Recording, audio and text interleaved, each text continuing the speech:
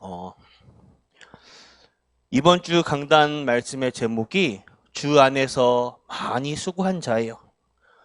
주일날 예배 때에 중고등부 예배를 마치고 우리 구역 모임을 하기 위해서 복층에 왔어요. 복층 유리로 이렇게 보면 본당 전체가 이제 다 보이잖아요.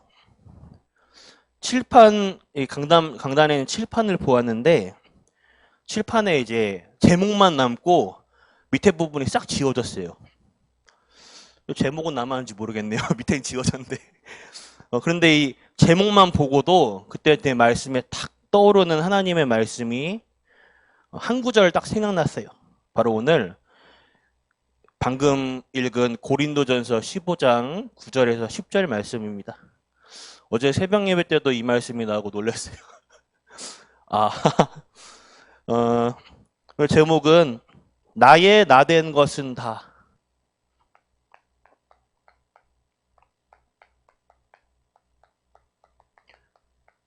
하나님의 은혜라.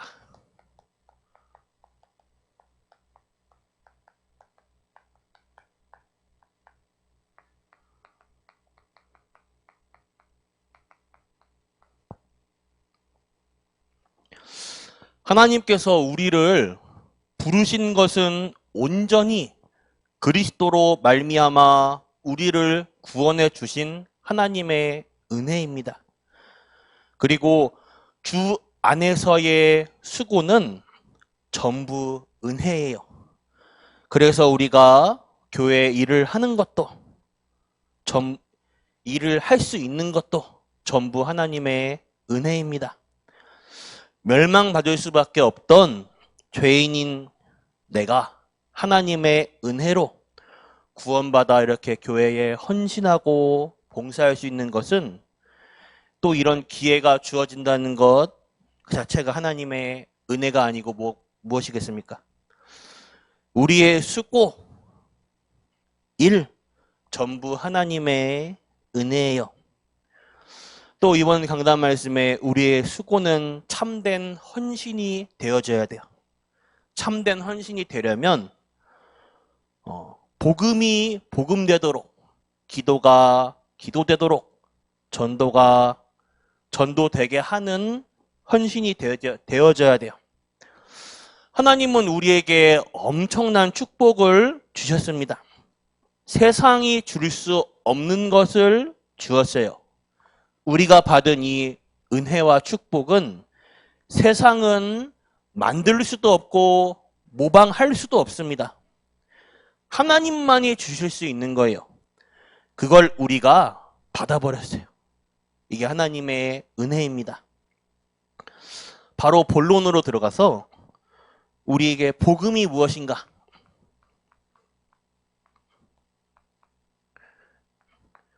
생각했을 때 복음은 생명입니다.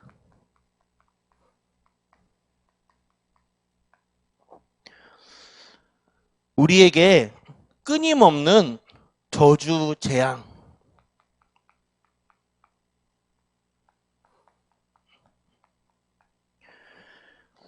이것들이 막 다가오고 있어요. 그걸 넘을 수 있는 유일한 것은 복음밖에 없습니다. 아무리 선행을 하고 아무리 똑똑하고 아무리 부유해도 아무리 종교 생활을 열심히 해도 이 사단이 가져다 주는 저주와 재앙, 하나님 떠난 문제와 사단과 이 지옥 배경, 믿는 사람들은 그렇게 말하죠. 안 믿는 사람들은 이렇게 돌려 말해요. 운명, 사주, 팔자. 이걸 넘어설 수 있는 길은 오직 복음밖에 없습니다. 저를 보니 우리 가문에 문제가 있어요. 우리 아버지의 가문을 보면, 우리 친아버지의 가문을 보면 심각해요. 어느 분 하나, 제 기준으로 볼 때는 정상적인 분이 없어요. 다 이상해요. 심각하고.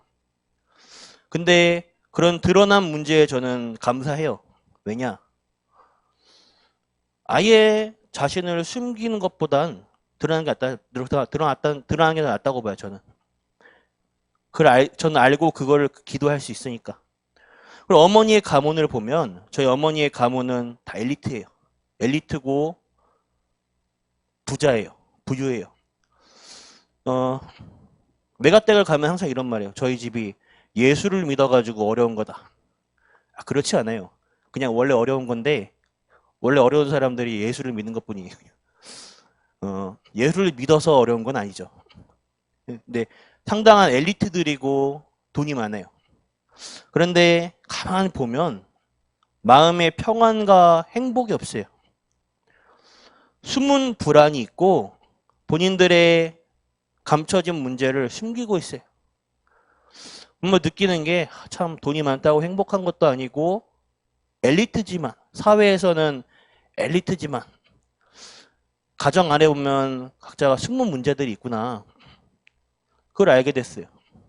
사회에서야 모르겠죠. 근데 가족들은 모르겠습니까? 같이 보고 본 게 몇 년인데 이제 그런 가문의 영적 문제들을 보게 돼요. 근데 그것을 넘어서 개인의 영적 문제가 있어요. 어느 날 나의 숨은 문제, 해결이 안 되는 문제들을 보게 돼요. 나이 들면 들수록 이게 선명해지더라고요. 깨달았어요. 그래서 인생의 연륜이라는 건 무시 못하구나. 그래서 우리 랩넌트 때에 어린 나이에 복음을 심는 것이 정말 귀중한 사역이구나. 어른들은 이 영적인 문제라는 거에 대해서 나이 많으면 많으실수록 더 선명하게 색깔이 깨달아지고 이해되실 거예요. 왜냐? 랩넌트들과는 다르게 인생의 연륜이라는 게 있어요. 사상 살면서 더더욱 각인, 뿌리, 체질되어진 게 있기 때문에 선명할 것입니다. 저 깨달았어요. 그렇구나. 세상에서 많은 사람들이 끊임없이 문제가 들이닥치니까 해결점을 찾으려고 해요. 그래서 무당을 찾아갈 수밖에 없는 거예요. 계속해서 문제가 오는데 이거 하나 벗겨내면 또 다른 문제가 오고 또 그걸 벗겨내면 또 다른 문제가 옵니다. 계속 끊임없이 오니까 종교 생활에 직면하게 되는 거예요. 이런 문제에 빠져 있는 우리 인간들이 아닙니까? 혹 저희 성도님들 중에서는 과거에 예수 믿기 전에 이런 분들이 없었습니까? 우리는 여기서 완전히 해방됐어요.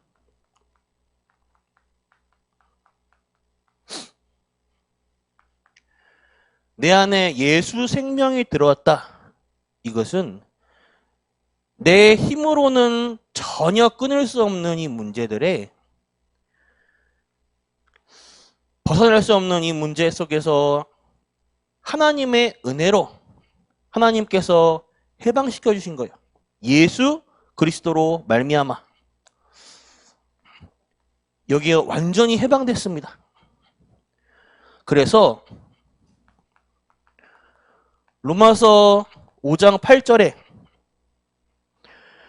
우리가 죄인 되었을 때에 하나님이 우리는 죄인이라서 말이 안 통하니까 일방적인 십자가의 구원의 길을 열어버렸어요. 그래서 누구든지 십자가의 구원의 길을 믿는 자는 요한복음 5장 24절에 믿는 자는 사망에서 생명으로 옮겨버렸어요. 완전히 죽어버린 내 안에 예수 생명이 들어가 버린 거예요. 사주, 팔자, 운명이 완전히 바뀌어버린 것입니다. 즉 영원한 축복으로 바뀌어버린 거예요. 뭐 하면? 믿으면. 그러면 믿는다는 말이 뭐냐? 요한복음 1장 12절에 영접하는 자, 곧 그 이름을 믿는 자들에게 하나님의 자녀가 되는 권세를 주셨어요. 지금까지 나의 인생의 주인이 나였다면 이제는 주인을 바꾸는 것입니다. 우리의 과거, 현재, 미래의 모든 문제를 해결하신 그리스도 예수로 나를 바꾸는 것이에요. 그러니까 예수를 영접할 때 고린도전서 15장 45절에 보니 우리 영을 살리는 예수의 영이 우리 속에 들어온다고 했습니다. 그것이 고린도전서 3장 16절이에요. 그래서 우리는 하나님의 성전이 되는 것입니다. 하나님이 우리 속에 내주하시는 거예요. 요한복음 14장 16절과 17절을 보니까 예수 이름으로 보내는 보혜사, 성령 하나님이 우리 속에 오신다고 했어요. 영원토록 함께 하시며 우리가 천국 갈 때까지 우리의 가는 길을 인도하십니다. 혹여나 우리가 죄를 지을 때가 있어요. 그렇다 하더라도 떠나가는 것이 아니라 그래도 하나님이 우리와 함께 하십니다. 영원한 구원을 받게 되는 거예요. 그래서 한번 하나님의 자녀가 되면 영원한 하나님의 자녀가 되는 것입니다. 다른 말에 속지 마시길 바랍니다. 에베소서 2장 8절과 9절을 보니 그래서 구원은 하나님의 축복이요 선물입니다. 하나님의 은혜로 인하여 믿음으로 말미암아 구원을 얻었습니다. 내가 이런데도 불구하고 하나님이 나를 구원해 주셨어요. 그래서 이것을 묵상하면 묵상할수록 감사가 나올 수밖에 없어요. 우리에게 그래서 이제 복음화입니다. 이 복음이 내 안에 복음되어지는 것이에요. 복음과 복음화는 다른 말이에요. 여러분들 손에 카드가 쥐어졌어요. 카드가 있는 거랑 이 카드를 긁고 쓰는 거는 다른 뜻입니다. 복음 개인화는, 복음화는 언제 되는가? 하나님의 사람에게는 지금 안 풀리는 문제, 답답한 상황, 모든 문제 속에는 반드시 하나님의 답이 있습니다. 왜냐? 하나님의 성령이 내 안을 이끌어 가시기 때문에 감당할 시험밖에 주지 않는다 했어요. 문제 속엔 모든 하나님의 답이 있어요. 여기에 복음을 적용하는 거예요. 복음을 심는 것입니다. 이스라엘은 하나님께 은혜를 입고도 현장만 가면 문제만 만나면 언약을 잊습니다. 우리가 주일날 말씀에 은혜 받고 말씀 가지고 엿새 동안의 현장에 나가면 사람의 말, 현장의 소리, 보여지는 것, 내 생각, 감정에 영향을 받고 흔들려요. 문제를 만나면 하나님의 말씀은 온데간도 없어요. 속지 마시기 바랍니다. 그 속에 복음을 적용하시길 바라요. 그럼 저는 안 그러냐? 전 더 그래요, 사실은. 주일날 말씀 받고도 문제를 탁 만나죠? 바로 속아버려요.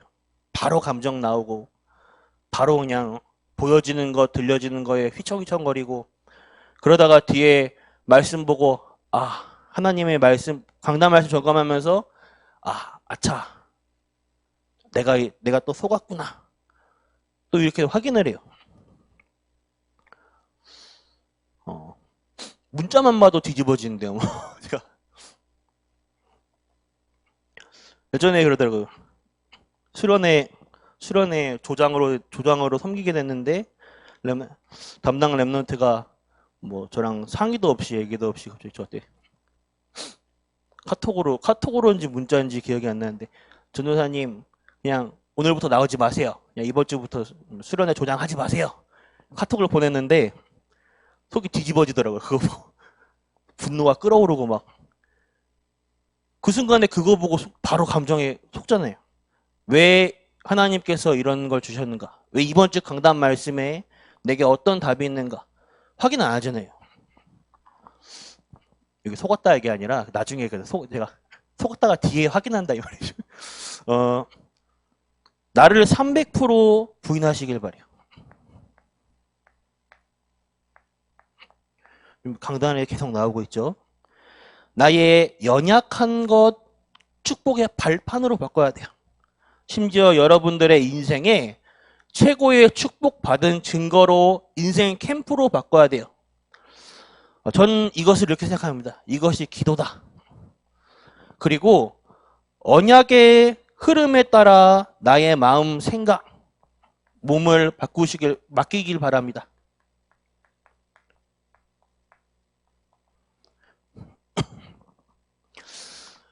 이스라엘은 하나님의 은혜와 축복과 구원과 보호 속에 있어도 불신앙을 합니다. 12정탐꾼 중에서 2명의 정탐꾼만이 하나님의 말씀, 성취의 흐름 속에 있었어요. 사실 생각해보면 이 2명의 정탐꾼도 10명의 정탐꾼과 똑같은 걸 보았어요.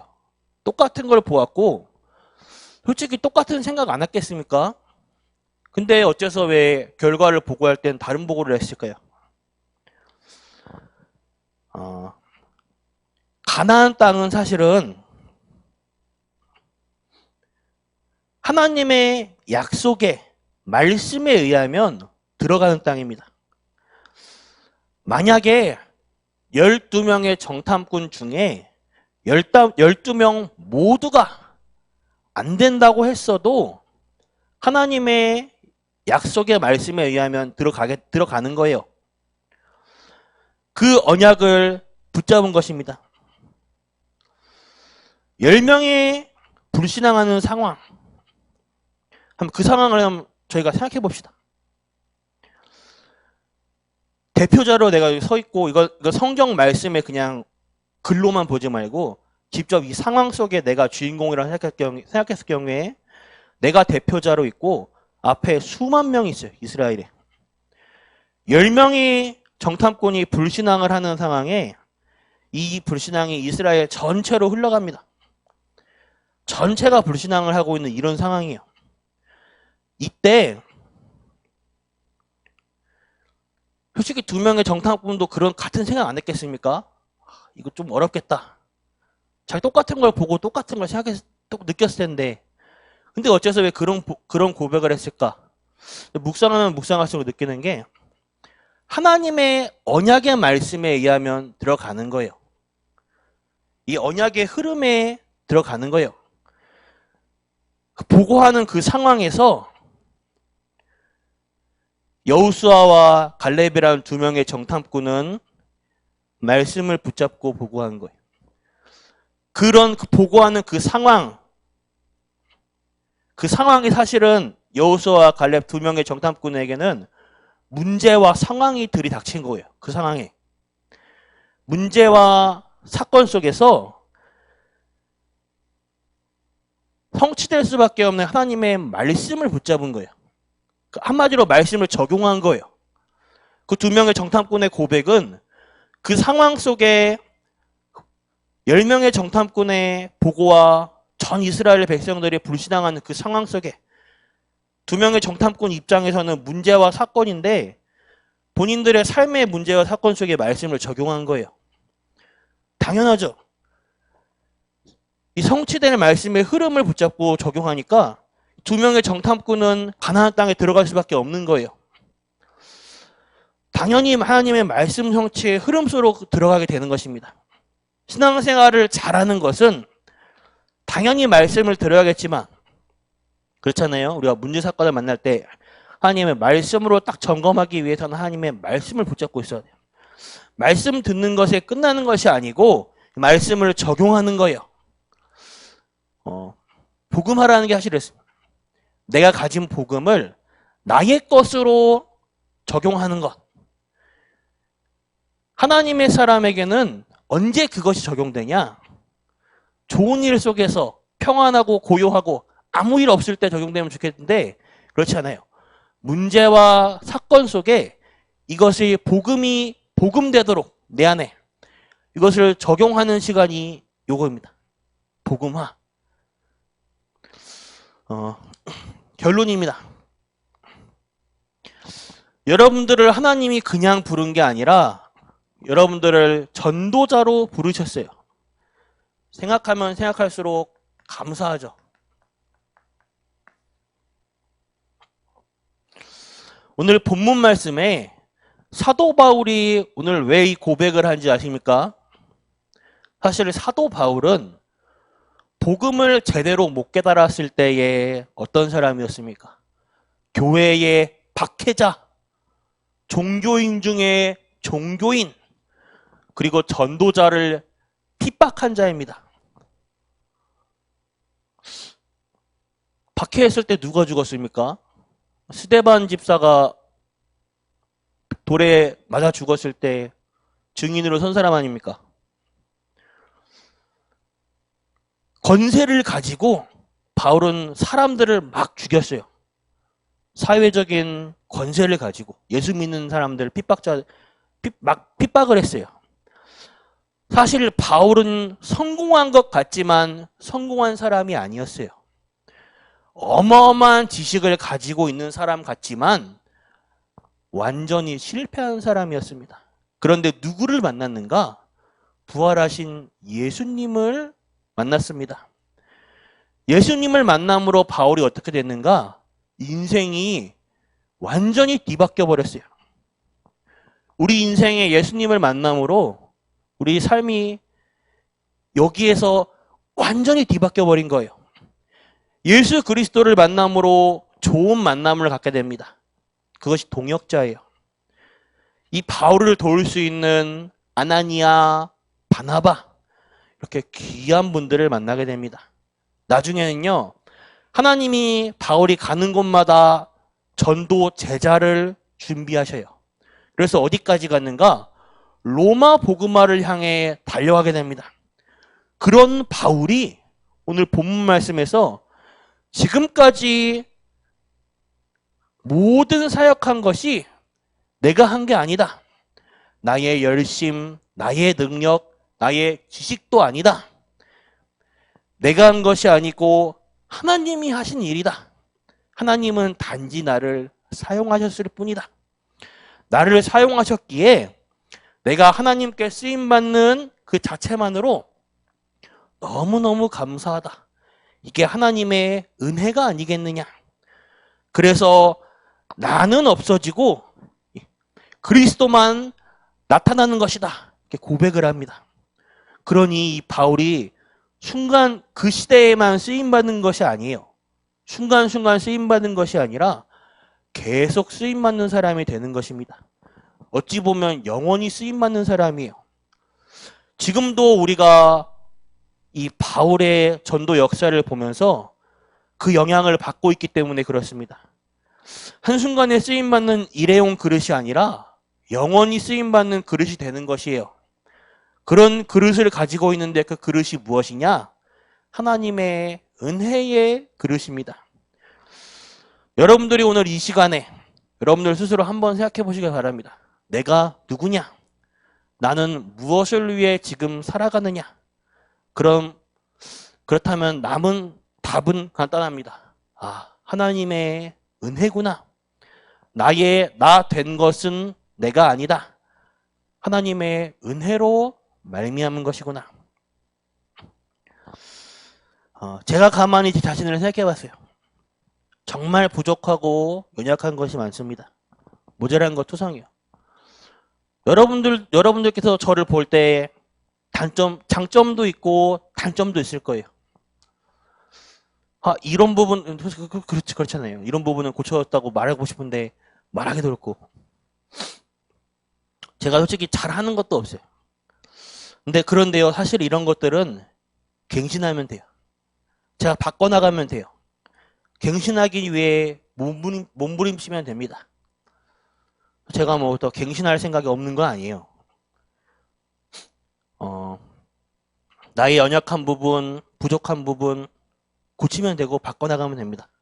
그런데 사실은 이런 보이는 것, 연약한 것은 아무것도 아니에요.